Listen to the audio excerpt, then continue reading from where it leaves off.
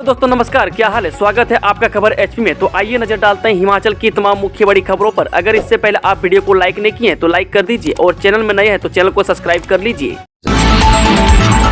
CM Sukhu का बड़ा ऐलान, 18 साल से ऊपर की महिलाओं को 1500 रुपये दी जाएगी मासिक पेंशन। हिमाचल में सियासी संकट के बीच मुख्यमंत्री सुखविंदर सुक्खू ने बड़ा ऐलान किया है।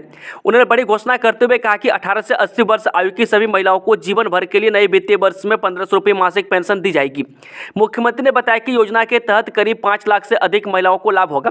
वहीं सीएम सुक्खू ने कहा कि इस योजना पर 800 करोड़ रुपये प्रतिवर्ष खर्च होगा। वहीं वित्त वर्ष 2024-25 से इंदिरा गांधी प्यारी बहना सुख सम्मान निधि योजना पूरे प्रदेश में लागू होगी। इसके लिए फॉर्म भरे जाएंगे। उन्होंने कहा कि जिला लाहौल स्पीति के बाद वित्त वर्ष 2024-25 से इंदिरा गांधी प्यारी बहना सुख सम्मान निधि योजना पूरे प्रदेश में लागू करने का निर्णय लिया गया है। वह योजना से करीब 5 लाख से अधिक महिलाओं को लाभ होगा। इसके लिए फॉर्म भरे जाएंगे। इस योजना से प्रत्येक परिवार सीधे सीधे जुड़ेंगे। हिमाचल को 4000 करोड़ की सौगात देंगे नितिन गडकरी, मंत्री विक्रमादित्य सिंह को भी निमंत्रण। केंद्रीय परिवहन और राजमार्ग मंत्री नितिन गडकरी हिमाचल को बड़ी सौगात देने वाले हैं। नितिन गडकरी 4000 करोड़ के 13 प्रोजेक्ट का उद्घाटन और शिलान्यास करेंगे। इसमें सबसे बड़ी हिस्सेदारी NHAI की है, जबकि ministry of road transport and highway और PWD की भी परियोजनाएं इसमें शामिल हैं। नेशनल हाईवे की परियोजनाओं में नौनी से दशहरन तक फॉरन प्रोजेक्ट का नितिन गडकरी शिलान्यास करेंगे। इसके अलावा बिजली महादेव रोपवे और कालका से शिमला नेशनल हाईवे पर परवाणु से सोलन तक के हिस्से में स्लोप प्रोडक्शन का शिलान्यास के साथ साथ ठियोग बाईपास का लोकार्पण करेंगे। लोकसभा चुनाव से ठीक पहले इन प्रोजेक्ट को हिमाचल में लॉन्च किया जा रहा है। वीरभद्र की प्रतिमा लगनी है तो ठाकुर रामलाल का भी लगाओ, मंत्री रोहित ठाकुर ने कही मन की बात। शिमला के ऐतिहासिक रिज मैदान पर 6 बार के मुख्यमंत्री स्वर्गीय वीरभद्र सिंह की प्रतिमा स्थापित करने के मामले में नया विवाद हो गया। जुब्बल कोटखाई से विधायक और शिक्षा मंत्री रोहित ठाकुर ने अपने दादा ठाकुर रामलाल को लेकर मन की बात कह दी है। रोहित ठाकुर ने कहा कि वह व्यक्तिगत रूप से प्रतिमा स्थापित करने के पक्ष में नहीं है, लेकिन यदि वीरभद्र सिंह की प्रतिमा लगनी है तो फिर वो पूर्व मुख्यमंत्री ठाकुर रामलाल की भी क्यों नहीं। इस बारे में राज्य सरकार को पूर्व निर्धारित मापदंड बनाने चाहिए। उनके अनुसार ही पूर्व मुख्यमंत्रियों को लेकर फैसला हो। सभी पूर्व मुख्यमंत्री का इस प्रदेश के विकास में अपना अपना योगदान है। लागू होगा CBT सिस्टम, CET फिलहाल नहीं, राज्य चयन आयोग के rules of business notify. Himachal में क्लास 3 की सरकारी भर्तियों के लिए कंप्यूटर बेस्ड टेस्ट यानी CBT लागू होगा। दीपक सान कमेटी की सिफारिश के अनुसार कॉमन एलिजिबिलिटी टेस्ट यानी CET को अभी लागू नहीं किया जा रहा है। इस पर फैसला राज्य चयन आयोग सारी स्थितियों को देखते हुए लेगा। विकल्प के तौर पर अब भी ऑप्टिकल मार्क रीडर यानी OMR सिस्टम को रखा गया। राज्य चयन आयोग के लिए नोटिफाई किए गए रूल्स ऑफ बिजनेस में ये प्रावधान किए गए हैं। रूल्स ऑफ बिजनेस जारी होने के बाद राज्य चयन आयोग अब पहले के आयोग की तरह सामान्य कामकाज शुरू कर सकेगा। बता दें कि आयोग ने पहले ही 30 मार्च 2024 को कंप्यूटर बेस्ड टेस्ट के आधार पर ऑपरेशन थिएटर असिस्टेंट की परीक्षा रखी है। वह पायलट आधार पर यह परीक्षा भारत सरकार की एडसिल एजेंसी से करवाई जा रही है। रूल्स ऑफ बिजनेस के अनुसार ऑनलाइन परीक्षा के लिए एजेंसियां तय की जाएगी। यह काम आउटसोर्स किया जाएगा। ग्रेजुएशन 3rd ईयर में इंटर्नशिप जरूरी, UGC ने सभी शिक्षण संस्थानों को जारी किए निर्देश। अब ग्रेजुएशन के छात्रों को अनिवार्य रूप से इंटर्नशिप करनी ही होगी। इसके लिए यूनिवर्सिटी ग्रांट कमीशन की एक नई ड्राफ्ट गाइडलाइन बनाई है। नई ड्राफ्ट गाइडलाइन के मुताबिक ग्रेजुएशन कोर्सेज में पढ़ने वाले छात्रों को अनिवार्य रूप से इंटर्नशिप करनी होगी और इसके लिए क्रेडिट भी मिलेगा। नेशनल एजुकेशन पॉलिसी 2022 के अनुसार ग्रेजुएट छात्रों की ट्रेनिंग और रिसर्च ट्रेनिंग के लिए दिशा निर्देशों का मसौदा गत शनिवार को जारी किया गया। NEP छात्रों को एक्सपेरिमेंटल एजुकेशन में सक्रिय भागीदार के अवसर प्रदान करने के लिए ग्रेजुएशन कोर्स में रिसर्च और ट्रेनिंग को शामिल करने पर जोर देती है। वर्तमान में इंटर्नशिप सभी ग्रेजुएशन कोर्सेज के लिए अनिवार्य नहीं है। बता दें कि यह ज़्यादातर टेक्निकल और कॉमर्शियल कोर्सेज तक ही सीमित है। नए मसौदे के दिशा निर्देशों के मुताबिक national higher education qualification framework और ग्रेजुएट प्रोग्राम के लिए सिलेबस और क्रेडिट फ्रेमवर्क के तहत 3 साल की UG डिग्री, 4 साल की UG डिग्री और 4 साल की UG डिग्री रिसर्च के साथ ऑनर्स के जरूरी न्यूनतम 120 से 160 क्रेडिट में से कम 2 से 4 क्रेडिट ट्रेनिंग के लिए आवंटित किए जा सकते हैं। UG डिग्री कोर्स में नामांकित छात्रों के लिए चौथे सेमेस्टर के बाद 60 से 120 घंटे की ट्रेनिंग अनिवार्य होगी। नियमितीकरण न होने से एसएमसी में निराशा, क्रमिक अनशन पर बैठे शिक्षक आंदोलन को तैयार। जो शिमला के उपायुक्त कार्यालय के बाहर क्रमिक अनशन पर बैठे एसएमसी शिक्षकों के हाथ फिर निराशा लगी है। मैं गत 2 फरवरी को हुई कैबिनेट बैठक से एसएमसी शिक्षक अपनी रेगुलर पॉलिसी को लेकर काफी उम्मीदें लगाकर बैठे थे। मैं एसएमसी शिक्षकों के क्रमिक अनशन को 1 महीना से ज्यादा समय हो गया है। हालांकि इस बीच पेन डाउन स्ट्राइक भी जारी रही, जिसके चलते दुर्गम क्षेत्रों में एसएमसी ने अपने समय देना बंद कर दिया था। वह पहले शिक्षा मंत्री रोहित ठाकुर ने एसएमसी अध्यापकों से पेन डाउन हड़ताल को वापस लेने और सहयोग करने के लिए कहा था। वहीं अगली कैबिनेट में अध्यापकों के नियमितीकरण नीति हेतु निर्णय लेने की बात भी कही थी। बता दें कि एसएमसी अध्यापक संघ के प्रवक्ता निर्मल ठाकुर ने बताया कि शिक्षा मंत्री के समक्ष यह शर्त रखी कि वे धरना और कक्षाओं के बहिष्कार के फैसले को वापस लेते हैं, लेकिन तब तक क्रमिक अनशन में बैठे रहेंगे जब तक नीति कैबिनेट से पारित न हो। अब 7 साल में बनेंगे ड्राफ्ट्समैन, जेडीएम की पदोन्नति का रास्ता साफ, पहले 12 साल की थी शर्त। जी हाँ, जल शक्ति विभाग में अब जूनियर ड्राफ्ट्समैन से ड्राफ्ट्समैन की पदोन्नति 12 की जगह 7 साल में होगी। वह प्रदेश सरकार की ओर से जल शक्ति विभाग के अतिरिक्त मुख्य सचिव ओंकार शर्मा ने गत शनिवार को इस संदर्भ में अधिसूचना जारी कर दी है। वह पदोन्नति पर यह बार सन 1986 से लगी हुई थी, मैं जिसे कम करवाने के लिए हिमाचल प्रदेश ड्राफ्ट्समैन एसोसिएशन पिछले लंबे समय से संघर्ष कर रही थी। वह बार के कारण विभाग में कैडर की हालत खराब होकर रखी थी। मैं अब प्रदेश सरकार द्वारा बार कम करने की अधिसूचना जारी होने से ड्राफ्ट्समैन कैडर के कर्मचारियों ने राहत की सांस ली है। महंगाई भत्ते पर खुश कर्मी, अब महंगा एरियर और राजपत्रित कर्मचारी सेवाएं महासंघ ने प्रदेश सरकार से किया आग्रह। जो लंबित 4% महंगाई भत्ते की किस्त को जारी करने और इसके बकाया राशि के भुगतान को अलग से जारी करने की सरकार की अधिसूचना का हिमाचल प्रदेश और राजपत्रित कर्मचारी सेवाएं महासंघ के नेताओं विनोद कुमार, गोविंद बरागटा, विनोद शर्मा, प्रवीण कुमार ने इसके लिए मुख्यमंत्री सुखविंदर सुक्खू का आभार प्रकट किया है। साथ ही और राजपत्रित कर्मचारी सेवाएं महासंघ ने यह मांग भी की है कि 1/1/2016 के संशोधित वेतनमान की बकाया लंबित वेतन के एरियर के भुगतान की अधिसूचना भी शीघ्र जारी की जाए। मैं संशोधित वेतनमान के एरियर पर महासंघ ने मुख्यमंत्री से मांग की है कि एरियर की राशि कम से कम 5 किस्तों में निर्धारित की जाए या फिर प्रति अधिकारी या कर्मचारी के कुल लंबित बकाया राशि का 5 से 10% तक प्रतिमाह उनके मिलने वाले वेतन के साथ भुगतान का निर्धारण किया जाए। कांग्रेस के 6 बागी विधायक पहुंचे सुप्रीम कोर्ट, बुधवार को निष्कासन पर सुनवाई। जो कांग्रेस के 6 बागी विधायक उन्हें अयोग्य घोषित करने के स्पीकर कुलदीप सिंह पठानिया के फैसले के खिलाफ सुप्रीम कोर्ट पहुंच गए। इनकी ओर से याचिका दायर की गई है, जिस पर 6 मार्च को सुनवाई होनी है। मैं दरअसल राज्यसभा चुनाव में क्रॉस वोटिंग करने के बाद कटौती प्रस्ताव पर वोटिंग के लिए सदन के भीतर उपलब्ध न होने का आधार बनाकर स्पीकर की ओर से 6 विधायकों को अयोग्य घोषित कर दिया गया था। मैं स्पीकर के फैसले के खिलाफ बागी विधायकों ने सुप्रीम कोर्ट का दरवाजा खटखटाया है। मैं जिस पर बुधवार 6 मार्च को सुनवाई होगी। मैं इन विधायकों में राजेंद्र राणा, सुधीर शर्मा, चैतन्य शर्मा, रवि ठाकुर, इंद्रदत्त लखनपाल और देवेंद्र कुमार शामिल हैं। ये सभी विधायक फिलहाल पंचकूला के एक होटल में ठहरे हुए हैं। इन सभी विधायकों की सीटों को विधानसभा ने खाली घोषित कर दिया है। यदि सुप्रीम कोर्ट से स्पीकर के फैसले पर रोक नहीं मिली तो इन्हें उपचुनाव में जाना होगा। बैचवाइज भर्ती पर कैबिनेट में चर्चा, जेबीटी शास्त्री पर पहले हाईकोर्ट में होगा आवेदन, फिर अनुमति। शिक्षा विभाग में टीजीटी, जेबीटी और शास्त्री के पदों पर बैचवाइज भर्ती के मामले में गत शनिवार हुई कैबिनेट की बैठक में चर्चा हुई है। शिक्षा मंत्री रोहित ठाकुर ने इनफॉर्मल डिस्कशन के तौर पर इस मामले को लगाया था, हालांकि एजेंडा नोट नहीं लगा था। इसी चर्चा में कैबिनेट को यह जानकारी दी गई कि टीजीटी की लिस्ट तैयार है, लेकिन जेबीटी और शास्त्री के मामले में हाईकोर्ट से अनुमति लिए बिना नियुक्ति नहीं दी जा सकती। वह कैबिनेट का मत था कि पहले हाईकोर्ट में आवेदन दायर कर परमिशन ले ली, फिर इसके बाद नियुक्ति लिस्ट तीनों कैडर में एक साथ ही जारी की जाए। इसलिए सोमवार से शुरू हो रहे सप्ताह में एडवोकेट जनरल को यह आवेदन दायर करने के लिए कहा गया है।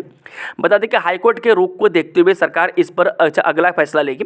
यदि हाईकोर्ट से अनुमति मिल गई तो अगली बैठक में कैबिनेट इसे मंजूरी भी दे सकती है। वहीं दूसरी तरफ काउंसिलिंग में सिलेक्ट हो गए हजारों अभ्यर्थी लोकसभा चुनाव की आचार संहिता में नौकरी फंसने के खतरे से डरे हुए हैं।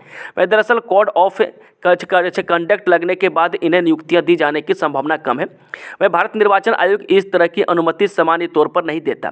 यही वजह है कि ये अभ्यर्थी चाहते हैं कि लिस्ट जल्द जारी कर दी जाए। मैं जेबीटी, शास्त्री और टीजीटी की तीनों वर्गों में करीब 2500 अभ्यर्थियों को बैच वाइज आधार पर नौकरी मिलनी है। सानन प्रोजेक्ट पर केंद्र ने बांधे हाथ, सीएम सुक्खू बोले अब सुप्रीम कोर्ट में लड़ेंगे लड़ाई। जो मंडी जिला के जोगिंदर नगर में स्थित 110 मेगावाट के सानन बिजली प्रोजेक्ट को लेकर हिमाचल और पंजाब के बीच में अब लीगल लड़ाई ही चलेगी। में नया खुलासा हुआ है कि केंद्र सरकार ने इस केस में हिमाचल के हाथ भी बांध दिए हैं। रिज मैदान पर एक कार्यक्रम का शुभारंभ करने आए मुख्यमंत्री सुखविंदर सुक्खू ने कहा कि भारत सरकार से एक चिट्ठी आई है। इसमें कहा गया कि सानन बिजली प्रोजेक्ट को लेकर हिमाचल अभी कोई सख्त कदम न उठाए।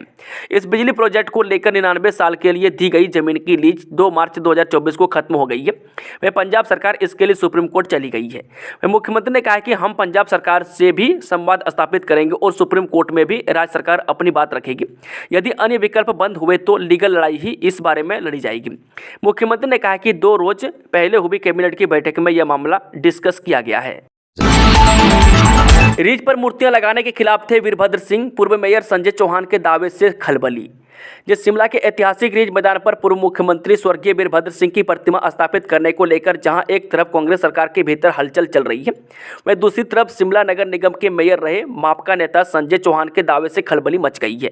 वह संजय चौहान ने कहा है कि जब वह मेयर थे तो शिमला शहर में यह डिमांड आई कि चौड़ा मैदान से डॉक्टर भीमराव अम्बेडकर की प्रतिमा को रिज मैदान पर शिफ्ट किया जाए। वह लोगों की मांग को देखते हुए जब इस बारे में मेयर ने उस वक्त के मुख्यमंत्री वीरभद्र सिंह से बात की तो वीरभद्र सिंह ने कहा कि ऐतिहासिक रिज मैदान पर और मूर्तियां स्थापित नहीं होनी चाहिए, इस जगह कोई म्यूजियम नहीं बनाया जा सकता। प्रदेश में कृषि मौसम सेवा प्रोजेक्ट बंद, भारतीय मौसम विभाग ने प्रदेश के 3 जिलों में ठप की सेवाएं। हिमाचल प्रदेश में जिला कृषि मौसम सेवा प्रोजेक्ट बंद हो गया। वह प्रदेश में किसानों को मौसम की सटीक जानकारी देने के साथ मौसम आधारित जागरूकता के लिए भारतीय मौसम विभाग व भारतीय कृषि अनुसंधान परिषद द्वारा प्रदेश के जिला सिरमौर, मंडी व बिलासपुर में कृषि विज्ञान केंद्रों में जिला कृषि मौसम सेवा प्रोजेक्ट की सेवाओं को 1 मार्च से बंद कर दिया गया है।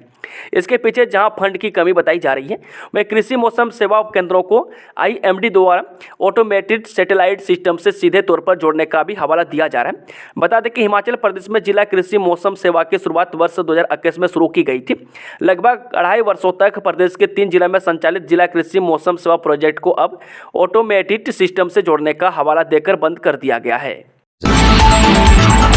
राशन कार्ड धारक 31 मार्च तक करवा लें ई-केवाईसी वरना हो जाएगा अस्थायी तौर पर बंद। जो राशन कार्ड धारक ई-केवाईसी करवाने के लिए प्रशासन ने तारीख तय कर दी है। वह जिला खाद्य आपूर्ति विभाग के अनुसार 67% ही के ई-केवाईसी हो पाए हैं। वह राशन कार्ड धारकों की सुविधा के लिए सरकार ने करीब 5 बार तारीख बढ़ाई है। वहीं जो उपभोक्ता राशन कार्ड का ई-केवाईसी नहीं करवाएंगे उनके राशन कार्ड अस्थायी तौर पर बंद कर दिए जाएंगे। हजारों दैनिक वेतन भोगियों और अंशकालिकों को तोहफा दैनिक मजदूरी की दरों को किया संशोधित। हिमाचल प्रदेश में हजारों दैनिक वेतन भोगियों व अंशकालिकों को सरकार ने तोहफा दिया है। विभिन्न श्रेणियों के दैनिक वेतन भोगियों सहित अंशकालिकों की दैनिक मजदूरी की दरों को संशोधित किया गया है। मैं बता दें कि नई दरें 1 अप्रैल 2024 से प्रभावी मानी जाएगी। इस संबंध में सोमवार को वित्त विभाग की ओर से अधिसूचना जारी कर दी गई है। अंशकालिकों को 1 अप्रैल 2024 से 50 रुपये प्रति घंटे तक संशोधित किया गया।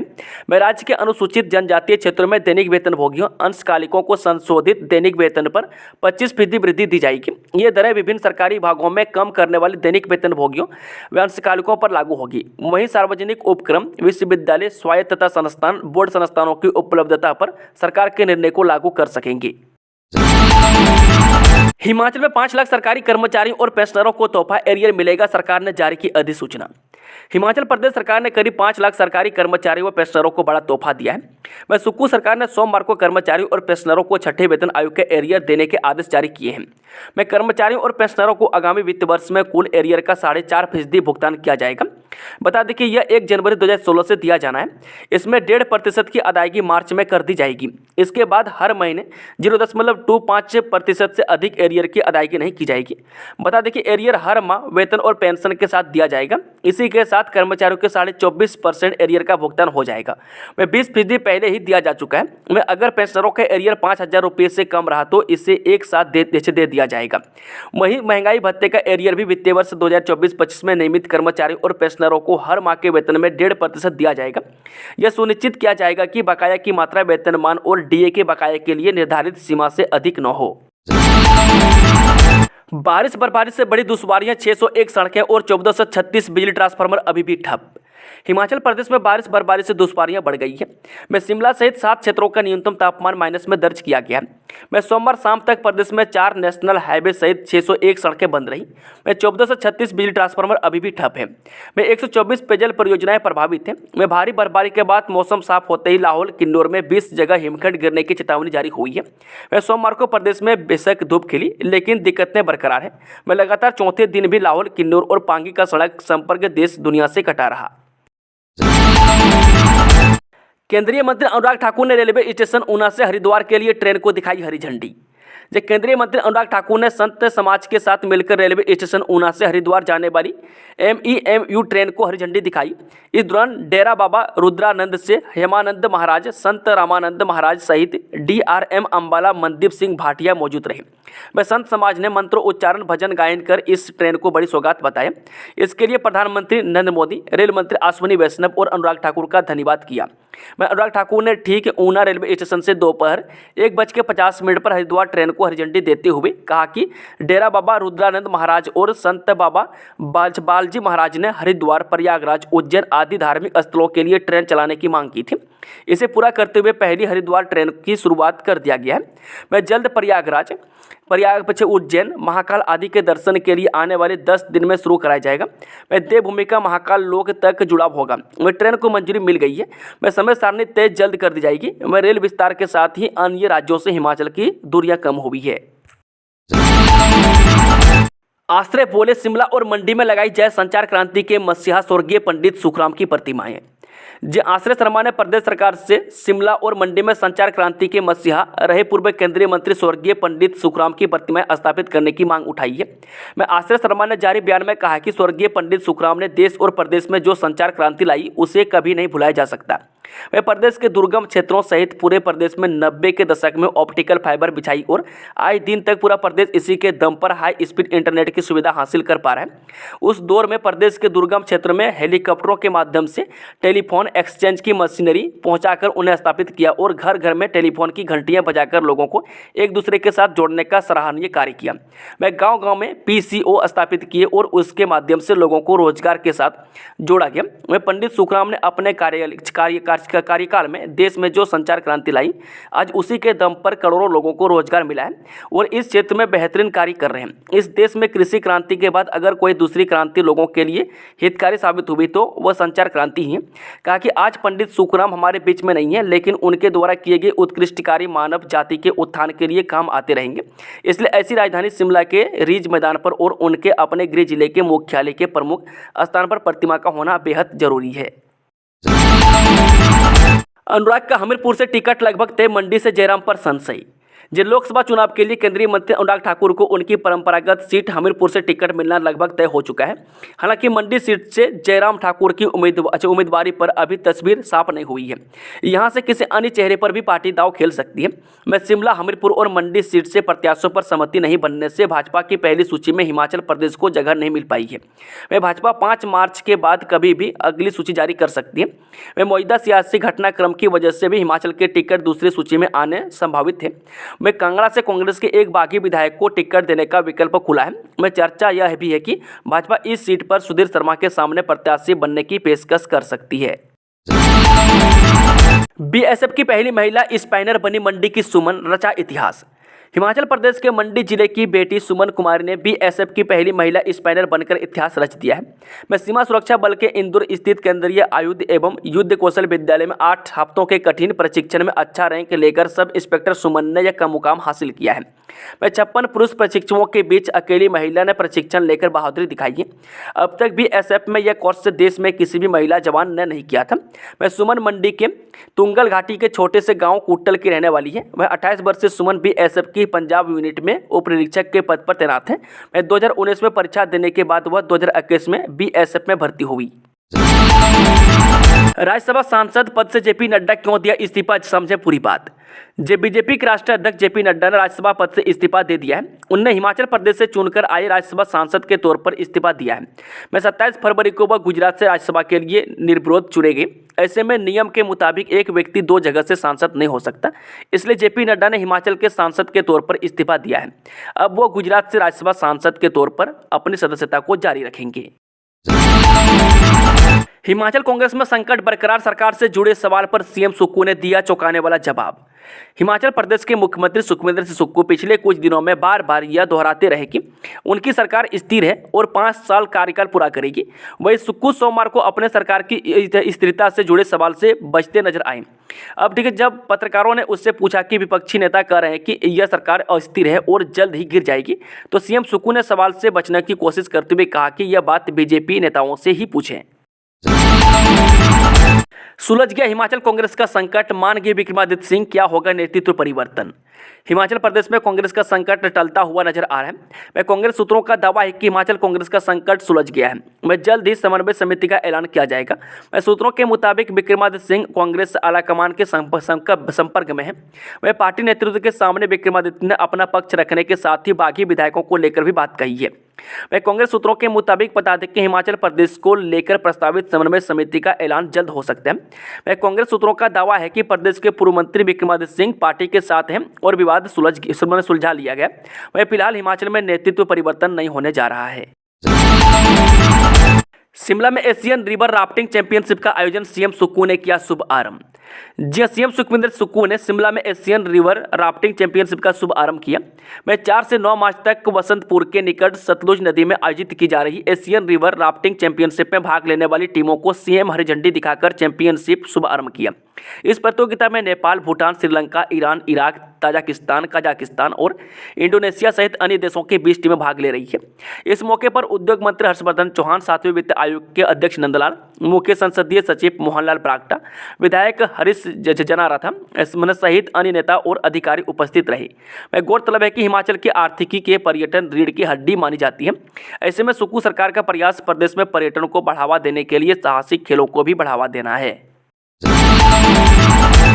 सिरमौर में बीते 2 महीनों में हुई 20 लोगों की मौत, सड़क दुर्घटनाएं रोकने के लिए अपनाई ये रणनीति। हिमाचल प्रदेश के जिला सिरमौर में बीते 2 महीने में 20 लोगों की मौत हुई है। वह साल 2023 में हुई कुल 207 सड़क दुर्घटनाओं में 78 लोगों की जान चली गई थी, जबकि 285 लोग घायल हो गए थे। वह बैठक में रोड सेफ्टी पॉलिसी और नियमों को जनहित में गंभीरतापूर्वक लागू करने के लिए कहा गया है। साथ ही सभी पुलिस थानों में रोड सुरक्षा क्लब का गठन किया गया है। प्रधानमंत्री मोदी चुनाव नहीं, देश की करते हैं चिंता, आज दुनिया की उम्मीदें भारत पर। केंद्रीय सूचना एवं प्रसारण और युवा एवं खेल मामलों के मंत्री अनुराग सिंह ठाकुर आज हिमाचल प्रवास पर थे। वे प्रवास के दौरान अनुराग ठाकुर ऊना और हमीरपुर में आयोजित विभिन्न कार्यक्रमों में शामिल हुए। वे प्रातः उन्होंने ऊना के चौकी मनियार में नवनिर्मित पोस्ट ऑफिस भवन का उद्घाटन किया और उसके बाद सलोह में त्रिदेव सम्मेलन में भाग लिया। इसके पश्चात उन्होंने ऊना जिला भाजपा कार्यालय से बाइक रैली को हरी झंडी दिखाई और इसके बाद ऊना रेलवे स्टेशन जाकर हरिद्वार तक जाने वाली ट्रेन को हरी झंडी दिखाई। वह शाम को अनुराग ठाकुर हमीरपुर के बसंत रिजॉर्ट पहुंचे, जहां उन्होंने रंगारंग पहाड़ी महिला संगीत कार्यक्रम में भाग लिया। वह डाकघर का उद्घाटन करते हुए अनुराग ठाकुर ने कहा कि इस भवन का निर्माण कार्य सितंबर 2021 में शुरू किया गया था और आज 33 लाख रुपए की लागत से यह नया भवन हम सबको मिला है। परवाणु में ड्यूटी में कोताही पर 2 पुलिसकर्मी सस्पेंड, सोलन के एसपी गौरव सिंह ने की कार्रवाई।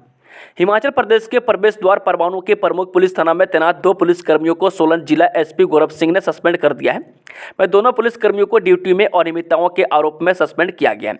वह जिला एसपी गौरव सिंह ने पूरे मामले की पुष्टि करते हुए बताया कि पुलिस टीम कुछ अहम केसों पर कार्य कर रही है। इस सब में दोनों पुलिसकर्मी जो परवाणु थाना में तैनात थे, उनकी ड्यूटी पर व इन्वेस्टिगेशन के दौरान कुछ अनियमितताएं पाई गई, जिस पर दोनों को सस्पेंड किया गया।